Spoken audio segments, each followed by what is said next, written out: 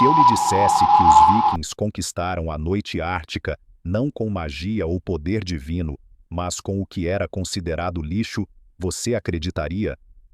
Em um mundo onde o inverno dura meses, onde o sol apenas surge no horizonte como uma lembrança vaga, o fogo não é meramente um conforto. Para os vikings, o fogo era sinônimo de vida. Quando a noite polar cai sobre os fiordes cobertos de neve, a fronteira entre o dia e a noite desaparece gradualmente. A escuridão não é mais apenas a falta de luz, mas torna-se uma entidade pesada, pressionando a mente humana. Todo o mundo viking se reduz ao perímetro de uma casa longa. Sair dessa luz frágil significa entrar no vazio incerto, onde restam apenas o som do vento gelado e a neve rangendo sob os pés. A pressão psicológica da escuridão prolongada é algo difícil de imaginar para o homem moderno. Ela alimenta o medo, trazendo à vida lendas sobre demônios e criaturas que se escondem na noite. Nessas circunstâncias, o fogo torna-se a única âncora que mantém o homem preso à realidade. Sem fogo, a casa transforma-se rapidamente em um túmulo gelado. Mas como manter o fogo aceso quando cada pedaço de lenha é precioso? Quando buscar lenha no meio do inverno é um confronto com a morte? Essa mesma pergunta forçou os vikings a encontrar outro caminho para sobreviver, e a solução deles começou com algo que ninguém esperava. Nessas condições extremas, a casa longa viking tornava-se a última fortaleza contra o inverno. Paredes espessas feitas de grama e terra, em alguns lugares com até 1 metro de espessura, junto com o telhado baixo coberto de grama, eram projetadas para reter cada gota de calor precioso. Cada detalhe na estrutura servia a um único objetivo: minimizar a perda de calor. O centro da casa era a grande lareira, estendendo-se ao longo do eixo principal. Esta era a fonte primária de calor, onde se cozinhava e se aquecia durante o dia. Mas o problema era que manter essa grande chama durante toda a noite era um desperdício inaceitável. A lenha era um recurso limitado, e cada tora queimada à noite era uma tora a menos para os dias ainda mais frios que viriam.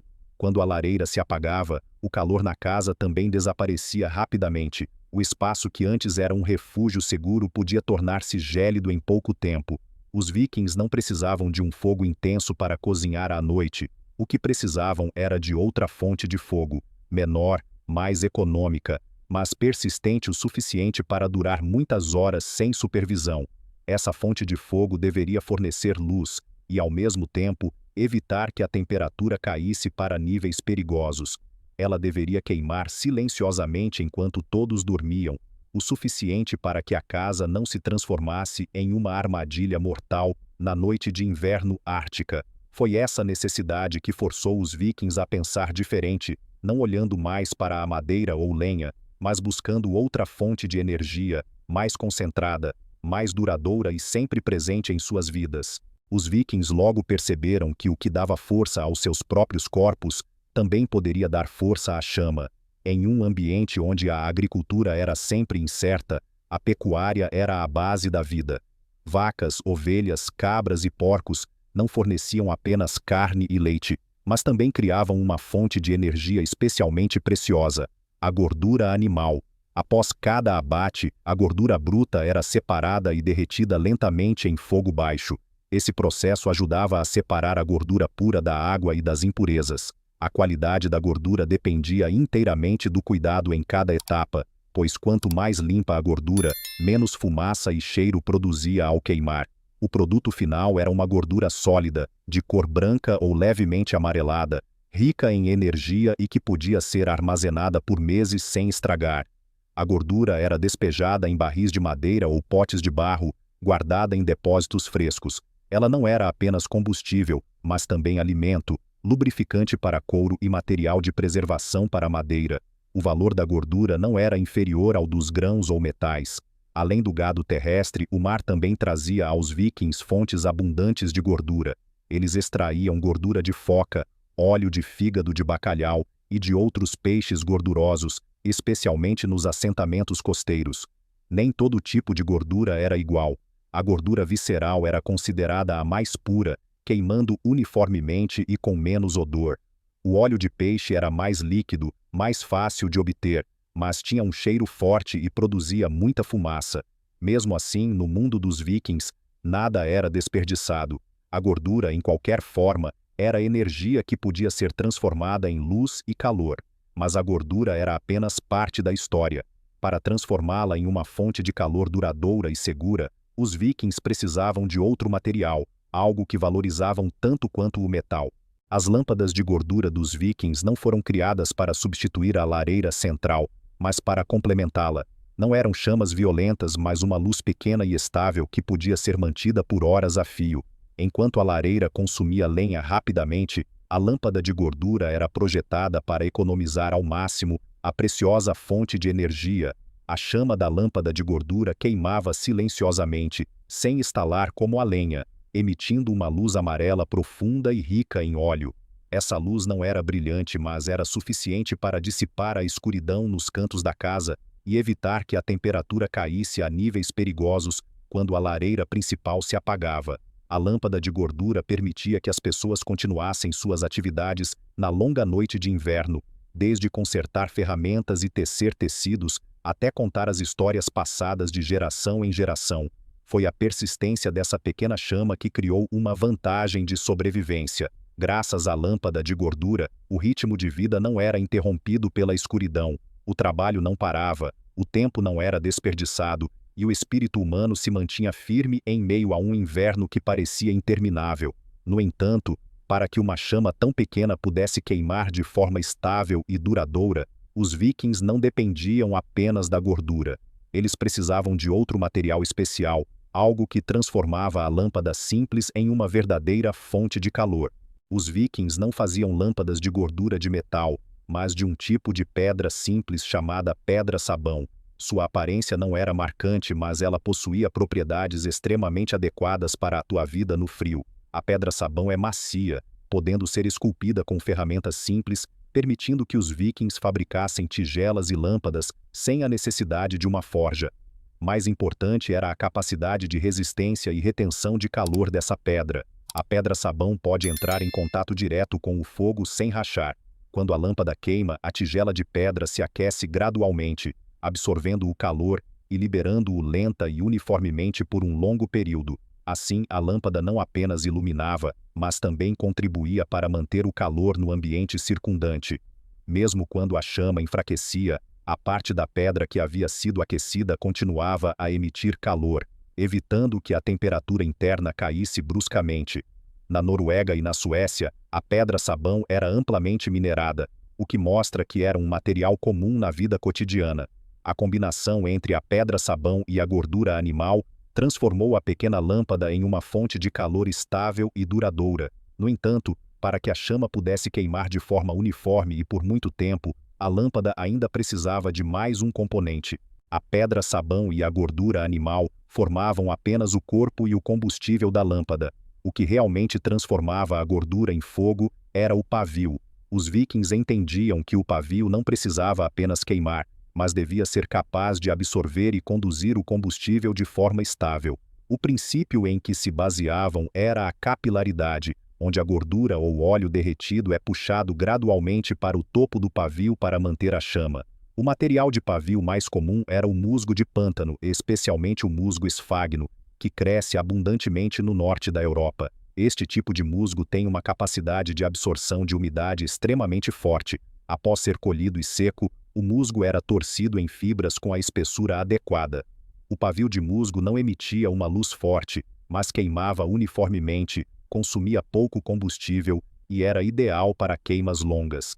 Além do musgo, os vikings também usavam fibras de linho, cânhamo ou pedaços de tecidos velhos de roupas desgastadas. Esses materiais queimavam com mais brilho, mas também consumiam a gordura mais rapidamente. Independentemente do tipo de pavio utilizado, as lâmpadas de gordura precisavam ser ajustadas regularmente. Se o pavio ficasse muito alto, a lâmpada produzia muita fumaça e gastava combustível. Se ficasse muito baixo, a chama era fraca e apagava-se facilmente. Saber ajustar o pavio corretamente era uma habilidade vital de sobrevivência.